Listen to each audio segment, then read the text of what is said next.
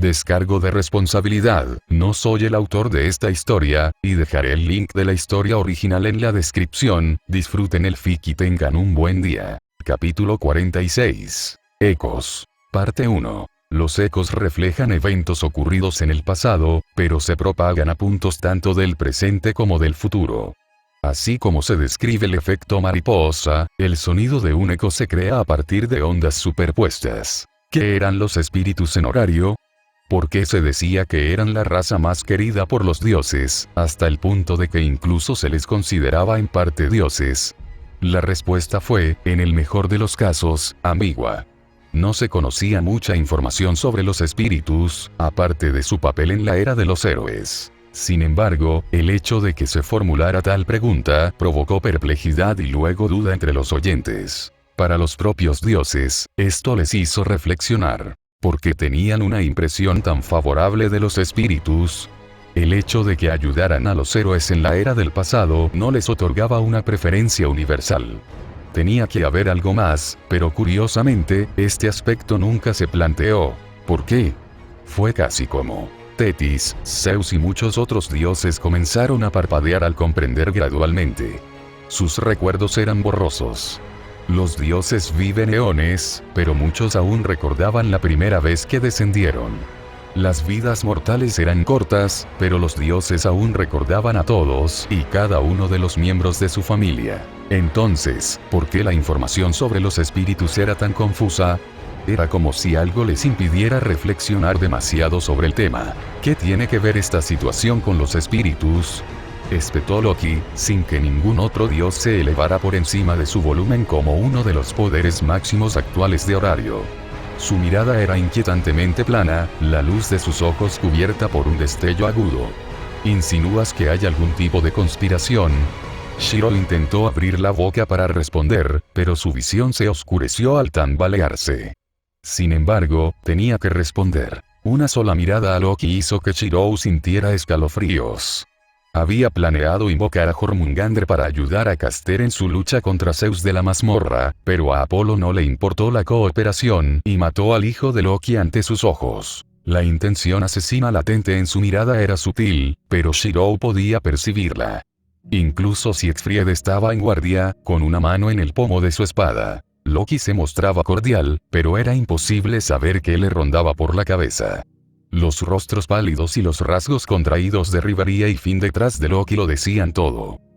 Shiro escupió sangre, el sabor del hierro se acumuló en su boca. «Basta», intervino Hefesto, moviéndose para ayudar a Shiro a estabilizarse mientras miraba fijamente a los dioses que deseaban presionarlo para obtener una respuesta. «Está herido. Esto puede esperar». «No, no puede». Loki se mantuvo firme, con las pupilas entrecerradas al ver cómo su actitud cambiaba por completo.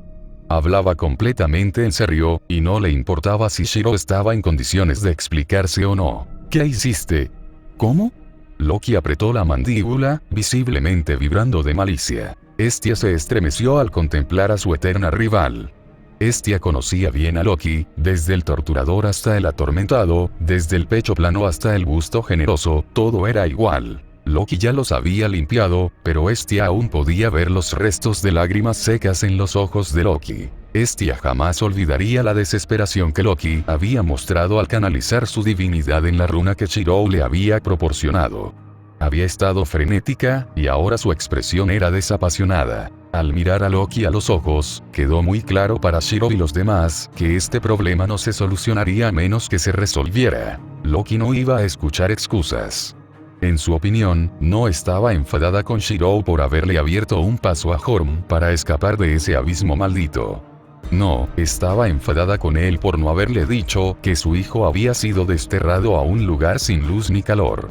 Para que él le hubiera abierto un paso a Jorm, Shiro tenía que haber sabido que Jorm estaba atrapado allí desde el principio. Se burlaba de él que ella actuara con tanta despreocupación mientras su hijo sufría en la oscuridad. Y que, una vez que su hijo alcanzó la luz, lo asesinaran tan despiadadamente. Loki, resentida, desvió su mirada hacia la familia Apolo. Los que murieron fueron resucitados por Caster, pero ¿qué había de su Jorm? Racionalmente, era fácil deducir la razón, pero Loki la rechazó. La hazaña de resucitar a un dios era en sí misma una tarea enorme. Para Caster, la elección probablemente había sido entre Apolo y Horm, y Apolo salió victorioso de esa decisión. Los espíritus son, en cierto sentido, divinos, dijo Archer en nombre de Shirou antes de poder insistir más. Shirou miró fijamente a Archer, y este simplemente asintió. Fue entonces cuando Shirou se desmayó de cansancio, dejando que Archer resolviera el asunto. De todos los servants restantes, Archer era el más sabio y capaz de aprovechar la situación. Lancer no mentiría. Saber era demasiado guerrero como para inventar una mentira creíble. A las valquirias les faltaba emoción. Ryder no pudo engañar a su madre. Berserker estaba loco en cierto sentido. Y Caster estaba muerto. Archer era el único en quien se podía confiar en ese momento. Quien completó los 12 trabajos no era un tonto musculoso, sino un guerrero de ingenio y astucia superiores. La magia es el poder de los dioses, y los espíritus están naturalmente imbuidos de esta magia. ¿Qué significa eso?, preguntó Archer con sencillez, conectando los conceptos de su mundo original con el actual. Si los dioses no otorgaron esta magia a los espíritus, y estos la poseen naturalmente, ¿no los convierte eso en seres divinos? Los dioses no pueden engendrar descendencia, ¿quién lo decidió? No hubo respuestas, no por dudas o especulaciones, sino debido a una profunda reflexión. ¿No estás convencido?, preguntó Archer cuando Freya, de entre todos los dioses, se aclaró la garganta, lista para iniciar un tango verbal. Freya tenía muchas preguntas y respuestas que deseaba extraer para satisfacer su propia curiosidad, y quizás incluso más que Zeus, podía inferir los gestos y las inflexiones sutiles de un individuo con un grado alarmante. Uno puede no admitir algo, pero ella podía inferir gracias a su capacidad para discernir la verdad y unir fragmentos de información para construir un todo. No importaba cuánta bravuconería pusiera Archer en su acto, intuitivamente, Freya sentía que había algo extraño y como tal quería indagar más. En efecto, joven guerrero, dijo Freya con aire sombrío. Apolo seguía de luto por la pérdida de Caster, y los demás murmuraban desconcertados. Hay aspectos que merecen más atención, en concreto, cómo se relacionan los espíritus con todos ustedes. Supongo que mencionan el aspecto de los espíritus porque ustedes mismos son espíritus. Semidioses y espíritus. ¿Es eso lo que intentan asociar? Archer observó el rostro de Freya y sintió que su mirada hacia él era más que superficial. Era como si estuviera contemplando el color de su alma. Sin embargo, Archer permaneció imperturbable. En efecto, pero lo dices como si nunca lo hubieras sabido. Archer no lo negó. Esa era precisamente la intención, y solo ayudó que los sirvientes que Shirou invocó tuvieran correlaciones con un progenitor divino. Pero déjenme hacerles una pregunta diferente. A todos ustedes. Los dioses aquí presentes. Archer respiró profundamente y, con una mirada firme, hizo una única pregunta de represalia. ¿Por qué te olvidaste de nosotros? Exclamación de apertura, exclamación de cierre. Los dioses que más reaccionaron a esa única pregunta fueron aquellos que entendieron la implicación y fueron afectados directamente por ella. Las pupilas de Tetis se dilataron y sus manos se cerraron en puños. Apolo levantó bruscamente la vista desde donde se encontraba arrodillado, contemplando la constelación de la serpiente enroscada. Zeus respiró temblorosamente. Surya miró fijamente a Indra y Kunti. Y Hefesto se marchitó, perdiendo el brillo de sus ojos. Las visiones. Las mismas imágenes que habían vislumbrado y que constantemente atormentaban sus mentes. Y si no eran solo visiones, sino recuerdos de eventos que habían sucedido o que sucederían. No era la primera vez que consideraban esta idea. Espíritu. Inherentemente, el título implicaba muerte. Los espíritus no vivían en el sentido normal, sino que se habían despojado de sus cuerpos físicos. Esa era la definición inherente. Somos ecos del pasado, continuó Archer. Representamos eventos que ya sucedieron, pero persistimos debido a deseos incumplidos. Cada uno de nosotros tiene un deseo profundo que nos impulsa a seguir adelante. Caster no era la excepción, y puedo dar fe de ello. Nadie comprendía a Caster mejor en este nuevo mundo que Archer. Ambos eran compañeros de los argonautas e incluso habían sido entrenados por el mismo maestro. Los ojos de Apolo se empañaron al ponerse de pie con las rodillas temblorosas. Su expresión era pálida cuando levantaron a Caster, pero Archer no le prestó atención y continuó. En vida, Asclepio quedó huérfano de padre divino y se dedicó a la medicina no solo para progresar en ella, sino también para albergar la esperanza de conocer algún día a la madre que nunca conoció. Un rayo lo mató. Y al morir, regresó como un espíritu. El sol distante lo encontró, y en esta vida, le mostró lo que siempre había anhelado, incluso si eso significaba renunciar a una segunda oportunidad solo para recuperar ese sol. La boca de Apolo se abrió y luego se cerró, pero en las menguantes motas de luz que aún flotaban en el aire, pudo percibir la verdad en las palabras de Arquero. Y por eso la separación era aún más difícil de soportar. Incluso ahora, Apolo no podía ocultar su furia contra Zeus. El impulso solo fue mitigado por el dolor abrumador que oprimió su corazón. Y luego estaba Hestia, que seguía disculpándose en el aire por algo que no tenía elección que hacer. ¿Y qué te hace pensar que podemos creer eso?, preguntó Freya, cortando la atmósfera. Aunque como dioses sabemos que hay algo de verdad en tus palabras, sigue sin ser cierto.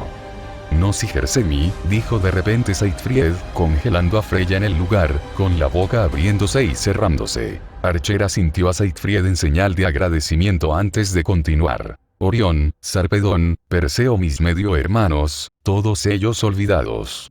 Al oír esos nombres, Zeus se tambaleó hacia atrás como si cada uno de ellos lo hubiera golpeado físicamente. Los deseos que cada sirviente llevaba consigo se encontrarían en la mazmorra, eso estaba claro por el ejemplo de Caster, pero esta nueva revelación, esta verdad, cambiaría muchas cosas. Preguntaste sobre la relevancia de los espíritus, dijo Archer lentamente, señalando a los demás. Esa no es una pregunta que se pueda hacer, pero es algo que ya deberían saber. Arquero miró fijamente a Tetis. La ira de Aquiles. Luego a Surya. La benevolencia de Carna. Luego, a los nórdicos. El altruismo y la venganza de los nibelungos. Luego, para igualar a los cuervos espectadores. El deber de las valquirias. Y finalmente, el propio padre de Heracles. O incluso los 12 trabajos. La comprensión que los dioses tenían de los espíritus en horario ya no sería la misma. Padres y madres, sois todos vosotros los que no os acordáis. Tomando a Shiro en sus brazos, Archer les indicó a los demás sirvientes que lo siguieran fuera de la mazmorra. Era hora de descansar y recuperarse. Había mucho que considerar y reflexionar, y eso era exactamente lo que Archer pretendía. Los dioses estarían demasiado ocupados cuestionándose a sí mismos como para indagar más a fondo en los secretos del grupo. En una muestra de ingenio, redirigió el objetivo del escrutinio. Incluso Freya ahora fruncía el ceño pesadamente, sus ojos estaban inyectados en sangre por la consternación y la inquietud. Los dioses estarían demasiado preocupados con la idea de que seres orgullosos como ellos pudieran siquiera olvidarlo, pero esto también formaba parte de la predisposición de Heracles. Una parte de él aún veía a los dioses de este mundo con la experiencia que había tenido en su mundo original. Solo el futuro dirá si lo que dijo o hizo tendría consecuencias negativas o no. Sin darse cuenta, al superar este primer piso, Belcranel sería testigo de su primera experiencia de lo que significaba ser un héroe a través de Caster y su sacrificio. Bel era especial en cierto modo. Su habilidad, Liaris Freese, aumentaba su ritmo de crecimiento proporcional a sus sentimientos. Poner a los demás antes que a sí mismo, ese era el concepto que Caster había encarnado sin falta. Gracias por leer. Y gracias a mis nuevos mecenas. Grayson S., Luis y Tolano Guncoya. Disculpen la actualización más corta. Tuve que reescribir el plan que tenía para este arco para que se ajustara a lo que pretendo hacer para el arco final de la historia. Me llevó más tiempo pensar que escribir, pero lo actualizaré la próxima semana. Salud. Novela web gratuita. El apóstata en la fantasía siniestra. Para quienes preguntaron, la novela web está disponible en Webnovel y en la página principal de usuarios. Dejen una reseña si lo desean. El nuevo objetivo es 20 reseñas. Próxima actualización. Fate Grandunkeon. Patreon.com/Parcasius. Enlaces de libros. Legado predestinado oscuro. Nuevo libro. Disponible en Amazon, quitar guión en el enlace. Reflexión del diario de un superviviente. Amazon.com/dp/b08bddgn7z. Capítulo 47. Ecos. Parte 2. El viaje de regreso a la iglesia abandonada no fue pesado ni sofocante para Archer y los demás. Más bien, melancolía era una palabra más adecuada para describir el ambiente que se respiraba entre ellos. Cada uno cargaba con el peso de su pasado y sus aspiraciones. Por lo tanto, la muerte no carecía de significado, sino que tenía una connotación diferente para ellos que para los demás. El significado y la intención de la muerte eran más importantes que la muerte misma. Y Caster hizo lo que creía sabiendo plenamente que el resultado podría provocar su marcha anticipada. Eso en sí mismo era respetable. El rostro del doctor al morir no era de angustia, sino de satisfacción. La tristeza era comprensible ante la muerte de un aliado, pero manchar su imagen con remordimiento y arrepentimiento era un error. Si Caster aún estuviera vivo, ese hombre habría sido el primero en hablar tonterías sobre su ineficiencia, considerando que ni siquiera la muerte era una forma de escapar de su diagnóstico. Esa frase en particular asustó a Jason tantas veces que no se pueden contar. Los bordes de los labios de Archer se curvaron con cariño al recordar el pasado, pero ahora no era el momento para reminiscencias. Asclepio había muerto como él deseaba. Archer y los demás, como héroes que murieron a su manera, podían respetarlo. Pero no se puede decir lo mismo de todos. La muerte de Caster fue una tragedia que generó numerosas implicaciones y conmociones entre los involucrados. Apolo estaba desconsolado y probablemente no se alejaría ni un paso del templo en ruinas de Epidauro en la planta baja de la mazmorra. Los demás miembros de su familia no abandonarían a su dios, y esa mujer, Alfia, aún parecía estar en shock cuando Archer y los demás se marcharon. Luego estaba Hestia. Archer dejó escapar un largo suspiro, sin esperar con ansias encontrarse con Hestia, cuando ella también regresara finalmente a la iglesia abandonada. Mientras tanto, el grupo había conseguido una ventaja al salir de la mazmorra y ya se encontraban en las inmediaciones de la iglesia abandonada. El silencio mutuo que se cernía sobre el grupo era un acuerdo tácito. No había nada que discutir. Todos comprendían implícitamente que las cosas cambiarían pronto para ellos en horario, y que esta calma que ahora tenían no duraría. Estas últimas horas bien podrían ser sus últimos momentos de calma. Las palabras de Archer, que habían desviado la curiosidad de los dioses para acusarlos de olvidar algo que no debían, no durarían mucho. Los dioses eran orgullosos, y Archer lo sabía mejor que nadie. En lugar de profundizar demasiado en sus palabras, pronto se centrarían más en sí mismos que en cualquier otra cosa. La compasión y la emoción humana, aunque mejores en este mundo, no eran el fuerte de Dios. Solo el tiempo revelaría que el propio sesgo subconsciente de Archer estaba equivocado, porque las palabras que pronunció para desviar la atención harían que todos cayeran en un agujero de duda y confusión. Sin embargo, con la marcha de Caster, la larga fila de quienes habían depositado en él la esperanza de revivir a sus difuntos se revelaría. No todos habían descendido juntos a la mazmorra. Los que permanecieran en la superficie exigirían respuestas. Y esas respuestas echarían sal en las heridas abiertas, ganando más tiempo. Con suerte, para entonces, Shirou se recuperaría de sus heridas y manejaría la situación. Pero antes, Archer tendría que usar su ingenio. Llévenlo a la sala médica de Caster, arriba, le dijo Archer a uno de los cuerpos remotos de Assassin, quien asintió sin quejarse. Debería haber suficiente espacio junto a los demás en los que Caster seguía trabajando. Entendido. Dijo Assassin como un robot. Desplegando sus alas de luz, tomó el cuerpo maltrecho de Shirou de Rider y lo subió volando por la ventana en lugar de cargarlo como una persona normal. Saber suspiró ante la acción, pero nadie cuestionó el sentido común de Assassin. Dentro de la sala médica, numerosos bastones trazados de Asclepio permanecían para mantener la condición de aquellos que Caster había devuelto la salud física, pero aún se necesitaba sangre divina para despertarlos. Normalmente, cualquier cosa relacionada con Caster debería haber desaparecido con su partida, pero Shirou era único porque sus proyecciones eran prácticamente idénticas a las originales. Gracias a Shirou, los pacientes de Caster no morían. Al mantener a Shiro en la sala médica de Caster bajo los efectos de Avalon y el bastón de Asclepio, sus heridas deberían sanar rápidamente y su espíritu debería volver a él al día siguiente. Ese era el plan de Archer hasta que Assassin se encontró con un individuo no invitado dentro de la sala médica de Caster observando a los pacientes dormidos. Completamente vestido con una túnica negra, el individuo no revelaba ningún rasgo, pero estaba demacrado y desgarbado. La muerte de Caster probablemente había eliminado los límites que Caster había establecido en su barrio mediante la creación de territorios específicos de su clase.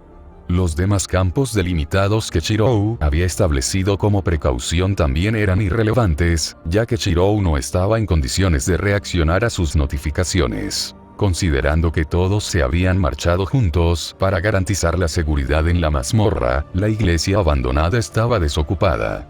En aquel momento, parecía razonable, ya que las defensas de Caster eran sólidas y Shirou incluso había añadido un campo delimitado adicional, pero ahora daba la oportunidad de que alguien se inmiscuyera. Evaluando adversario, la terminal asesina Ortlinde se preparó para atacar mientras colocaba a Shirou a su lado. La luz en sus ojos daba la impresión de que estaba escaneando directamente a la persona frente a ella, y la analogía era correcta. Forma de vida consciente, las lecturas de biomateria están fuera de los parámetros estándar, no muerto. Tranquilo. No quiero hacerte daño, el individuo encapuchado intentó rápidamente calmar la situación, esforzándose por no mostrar signos de agresión. Assassin miró al individuo encapuchado y luego a los pacientes que la rodeaban.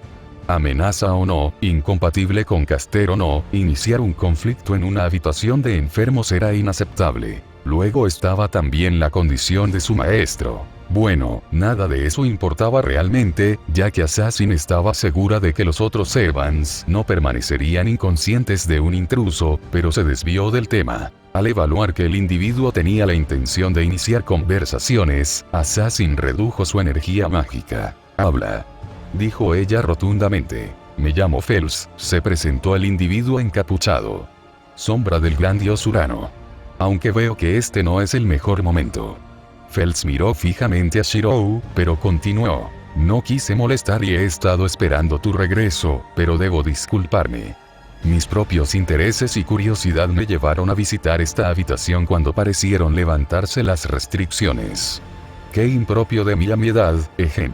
Fels miró fijamente a Assassin, quien carecía de toda emoción, y se dio cuenta de que no tenía sentido perder el tiempo parloteando. Vengo con una invitación, dijo. El retumbar de un trueno resonó en la cima de la montaña de Epidauro, dentro de la mazmorra. Incluso después de despejar el suelo, los rastros de divinidad persistían como un recordatorio vacío. Los dioses solo podían contemplar el cielo mientras escuchaban el sonido de la lluvia torrencial. Numerosos pensamientos se filtraban en sus mentes, pero inevitablemente el que persistía era el recuerdo de lo que Archer les había acusado. Sois todos vosotros los que nos habéis olvidado. La capacidad de un dios para distinguir la verdad de la mentira era indiscutible. A menos que se tratara de otro dios de mayor rango, la mayoría de los dioses tenían la capacidad de percibir la deshonestidad, y eso en sí mismo era normalmente una ventaja. Sin embargo, en este caso, era un talón de Aquiles. Los rasgos de Freya permanecieron cuidadosamente inexpresivos, como muchos otros dioses que aún no se habían movido a pesar de que Archer y los otros sirvientes habían abandonado la mazmorra. El camino de regreso ya estaba despejado, no había necesidad inmediata de irse, pero el impacto de esas palabras, esos nombres que fueron pronunciados sin una pizca de mentira, me hirieron profundamente. Freya respiró temblorosamente y exhaló lentamente.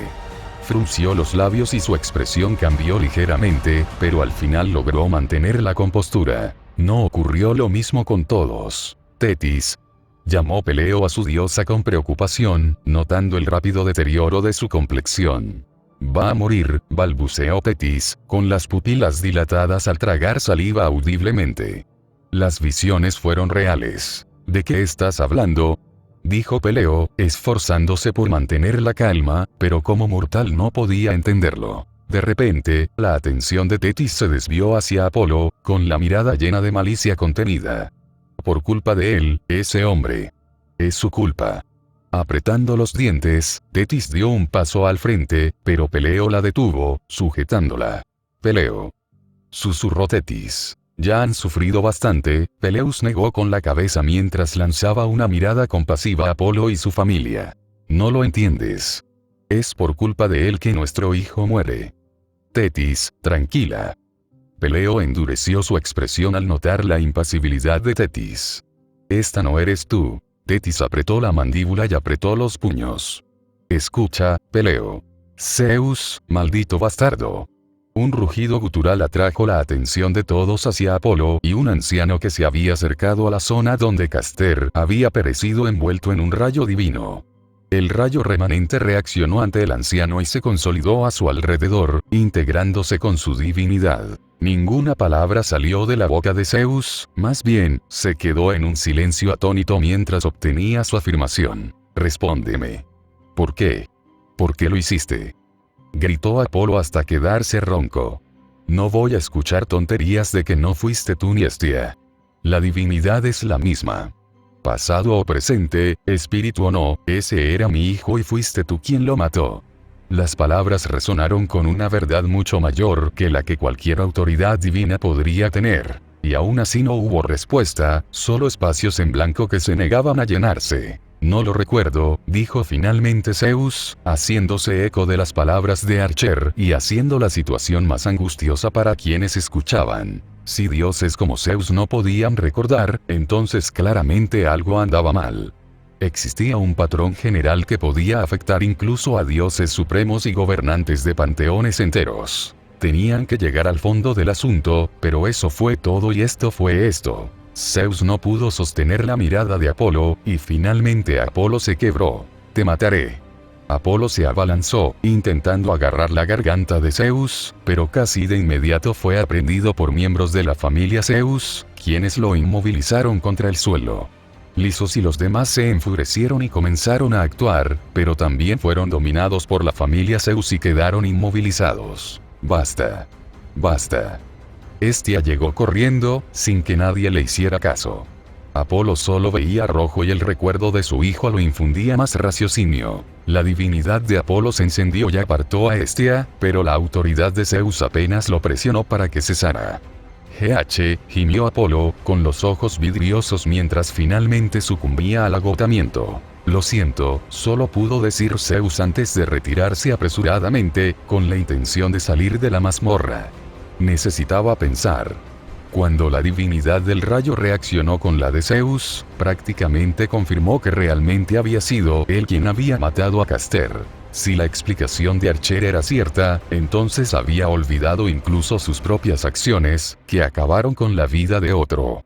Peor aún, Caster había muerto de la misma manera a manos de Zeus una vez más. Dejada sola, Hestia cayó de rodillas y sollozó. Bel se movió para colocar torpemente una mano reconfortante sobre su hombro. Los demás dioses solo podían observar y reflexionar sobre el tema mientras poco a poco iban abandonando la mazmorra. Había demasiado que considerar, demasiadas visiones de niños que, de alguna manera, habían olvidado. Incluso Indra y Surya, que habían estado discutiendo con Kunti, cayeron en un silencio pensativo. Y luego estaba Loki, esperando el momento oportuno hasta que solo quedaran unos pocos dioses. Su mirada no se apartó de Apolo, pero considerando la atención que tenía sobre él, no era el momento de actuar. Necesitaba una confirmación. En secreto, se acercó a Iris con la mirada vacía. Un momento de tu tiempo, pidió Loki, pero la expresión de su rostro reveló que no aceptaría un no por respuesta. Iris sintió que se le formaban gotas de sudor en la frente, insegura de las intenciones de Loki hacia ella. ¿Qué necesitas?, dijo Iris, mientras se colocaba las gafas sobre el puente de la nariz con una mano. Conéctame con Odín, ¿puedes hacerlo? No. Presionó Loki con los ojos entrecerrados. Sinceramente, Iris quería negarse, pero la energía que rodeaba a Loki era sofocante. Considerando que Loki lideraba uno de los poderes dominantes de Horario, Iris sintió que no le quedaba otra opción que esforzarse. Espera un momento. Iris cerró los ojos y comenzó a pintar un puente, usando su autoridad de arco iris para conectar el punto A con el punto B. Odín debería haber estado vagando en ese momento, pero la distancia no importaba para la autoridad de Iris si solo era para hablar en lugar de transportarse. Un velo de niebla se transformó en un espejo frente a Loki. El reflejo del espejo se difuminó mientras Iris buscaba a Odín, y mientras tanto, Loki se enfurecía. Algo en las palabras de Archer lo invadió de una ansiedad aún más profunda. Jormungandr, ese niño era solo uno de los 3 que había visto en visiones. Otras visiones habían pasado por la mente de Loki, visiones que la desconcertaban igualmente pero que ahora no causaban fin a su confusión interna. Olvidado o no, Loki no descansaría hasta llegar al fondo del asunto. Ecos, los llamaban. Espíritus, sus hijos. Había algo de lo que Loki tenía que asegurarse. Loki. La voz de Odín se transmitió a través del espejo de niebla que Iris había conjurado. Gotas de sudor y temor hicieron que las palmas de las manos de Loki se sintieran húmedas, pero mantuvo su cara de póker, sin estar dispuesta a revelar nada. Había una pregunta que necesitaba hacerle como líder del panteón nórdico en el mundo superior. Odín, saludó Loki lentamente, apretando los labios. Respóndeme una pregunta. Odín notó que algo claramente no encajaba con Loki. Estaba inusualmente seria. Enderezándose, Odín correspondió a la actitud de Loki con la misma seriedad. Si está en mi capacidad responder, lo haré, dijo. Loki abrió la boca y sus ojos perforaron el rostro de Odín. ¿Qué harías si naciera un ser que, sin tener la culpa, trajera el caos al mundo? Una serpiente, un lobo y una mujer. Loki tragó saliva, y su expresión se endureció poco a poco a medida que el silencio se prolongaba, sin que Odín respondiera. Ni siquiera profundizó en la cuestión de una serpiente, un lobo o una mujer, pero curiosamente, Odín ya parecía tener la respuesta, pues ladeó la cabeza confundido. Aún así, le divertía. Una elección bastante extraña para una pregunta que justifica la necesidad de que otro dios me invoque. Odín no pareció darle mucha importancia a la pregunta en sí. Compláceme, insistió Loki. Esa es sencilla, ¿verdad? Odín enderezó los hombros, con el rostro profundamente concentrado. No podemos hacer mucho si uno ya ha nacido, pero podemos contener a una serpiente en un abismo donde no conocería el bien ni el mal, a un lobo encadenado, y a una mujer en el inframundo donde su alcance no afectará al árbol del mundo, Loki. Loki atravesó el espejo de niebla de Iris, destrozando la autoridad antes de que ella se diera cuenta de lo que había hecho. Loki. Tartamudeó Iris. Lágrimas de sangre resbalaron por el rostro de Loki antes de que ella las secase y finalmente se marchara furiosa. Ni Finn ni Rivaria entendieron el repentino trastorno emocional de su diosa. Ecos de recuerdos olvidados, que no se pueden probar como reales o falsos, ahora cambiarían por completo la dinámica de los dioses. A través de la retórica de Archer, lo que solo había sido una especulación, se había convertido en una certeza para los dioses. Alguien había manipulado sus recuerdos y Ouranos tenía preguntas que responder. Gracias por leer. Salud.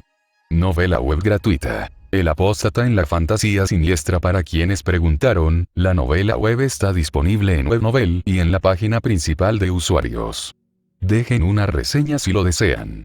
El nuevo objetivo es 20 reseñas.